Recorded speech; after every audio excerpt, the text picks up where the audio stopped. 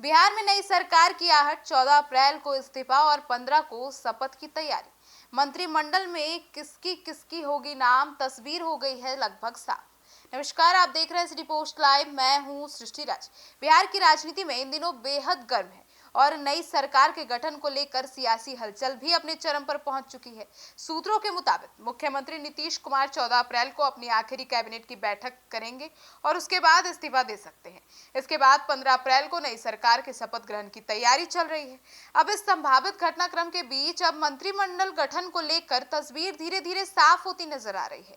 बताया जा रहा है कि एनडीए के भीतर सत्ता संतुलन और पदों के बंटवारे को लेकर फॉर्मूला लगभग तय हो चुका है। आज सुबह से ही मुख्यमंत्री आवास पर मंत्रियों का आना जाना लगा हुआ है और इसी के आधार पर संभावित मंत्रियों के नाम भी सामने आने लगे हैं। राजनीतिक गलियारों में चर्चा है कि सम्राट चौधरी को मुख्यमंत्री बनाया जाएगा, जिसका खुलासा की सिटी पोस्ट लाइव के चीफ एडिटर श्रीकांत प्रत्यूष ने कर दिया है। और जबकि जदयू कोटे से निशांत कुमार के डिप्टी सीएम बनने की संभावना जताई जा रही है। हालांकि अब तक निशांत कुमार इसके लिए तैयार नहीं नजर आ रहे हैं। अब देखना होगा कि क्या कुछ खबरें आती है इस पर। अब आपको बता दें, अंतिम मुहूर्त तो शीर्ष नेतृत्व ही लगाएंगी। बाकी अभी फिलहाल खबरों का बाजार है और खबरें जो है इसी तरीके से आ रहे हैं। अब जदयू कोटे से जिन नेताओं के मंत्री बनने की चर्चा तेज है, उनकी बात करें तो उनमें कई अनुभवी और प्रभावशाली नाम शामिल है।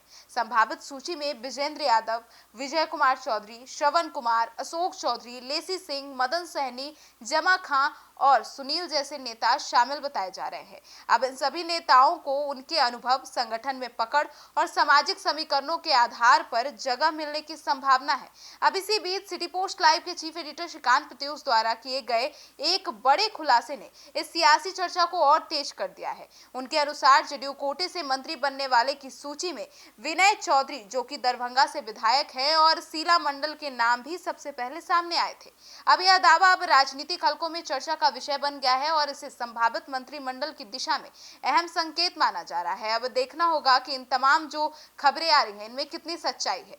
फिलहाल सूत्रों के अनुसार बात करें तो 14 अप्रैल को नीतीश कुमार के इस्तीफे के बाद 15 अप्रैल को होने वाली शपथ ग्रहण समारोह भव्य तरीके से आयोजित की जाएगी। इसके लिए प्रशासनिक स्तर पर भी तैयारियां शुरू हो चुकी है। हालांकि मंत्रिमंडल की अंतिम सूची पर अभी भी एनडीए के शीर्ष नेताओं की सहमति बाकी है और ऐसे में आखिरी समय में कुछ बदलाव संभव माने जा रहे हैं। अब इस पूरी सियासी हलचल के बीच जेडीयू विधायक दल की बैठक भी काफी महत्वपूर्ण मानी जा रही है, जो मुख्यमंत्री आवास एक आरण्य मार्ग पर आयोजित हो रही है। अब इस बैठक में विधायक दल के नेता का चयन किया जाएगा और पार्टी की आगे की रणनीति पर भी चर्चा होगी। खास तौर पर निशांत कुमार की भूमिका को लेकर भी मंथन होने की संभावना है, क्योंकि हाल के दिनों में उनकी राजनीतिक सक्रियता काफी बढ़ी है।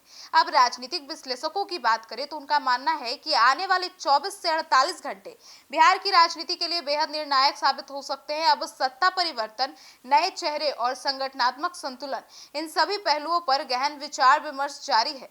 अगर सब कुछ तय योजना के अनुसार होता है तो बिहार को जल्द ही एक नई सरकार और नया नेतृत्व मिल सकता है। तो कुल मिलाकर बिहार में सत्ता परिवर्तन की यह प्रक्रिया सिर्फ नेतृत्व बदलने तक सीमित नहीं है, बल्कि यह राज्य की राजनीति में एक नए अध्याय की शुरुआत का भी संकेत दे रही है।